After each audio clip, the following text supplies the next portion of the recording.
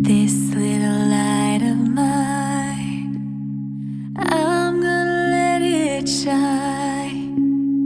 This little light of mine, I'm gonna let it shine.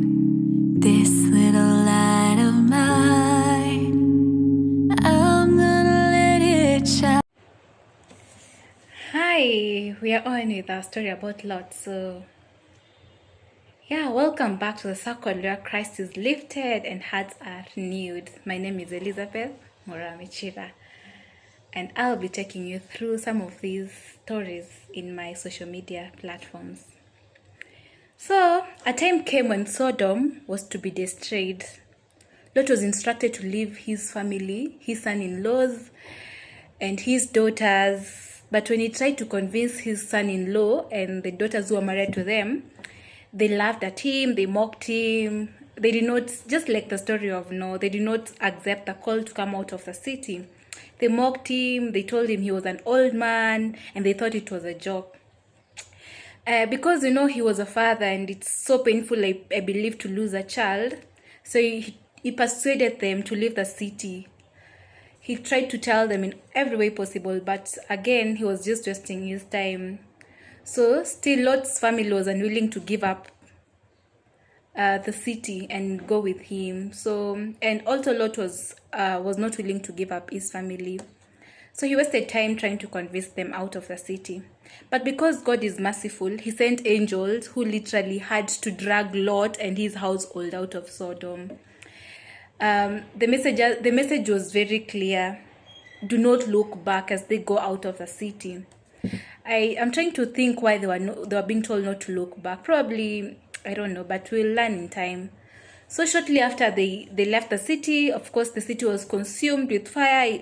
It was into ashes. Even though Lot suffered, his wife disobeyed the command and looked back. That was the first thing. So he turned into a pillar of salt. Imagine in one day he lost his family, he lost his wealth, and he lost his wife. That is a big loss. And also, his businesses. So Lot, once a man of status and who had possessions, ended up living in a cave with his daughters. Just got it from the book of Genesis. You realize he lived in a cave, and tragically, the influence of Sodom also followed the daughters, because they were looking around. It is time for them to get married. There are no men around, and they were virgins.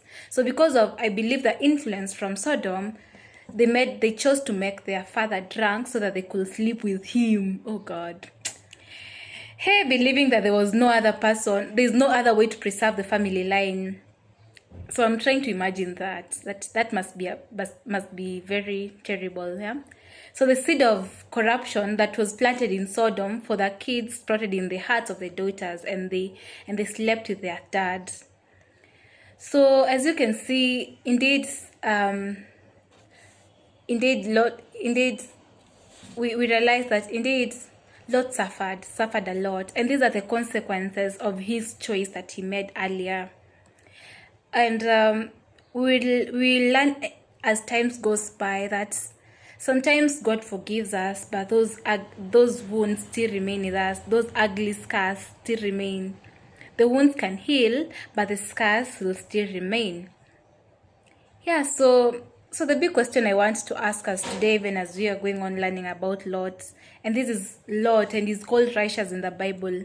Why did God allow him to suffer this much? Why did he have to go through all this, losing his wife, losing his daughters, losing his sons-in-laws, losing all his possessions, to living in a cave and sleeping with, and his daughters making him sleep? That was disgraceful. So imagine going around and poor like, hey, look at the man whose daughter slept with him. That must have been very disgraceful. So imagining Lot hiding himself in the cave so that he couldn't interact with everyone, because that is too much. Yeah, thank you very much for your time today. Let's meet on Friday. Today's on Wednesday, so let's meet on Friday.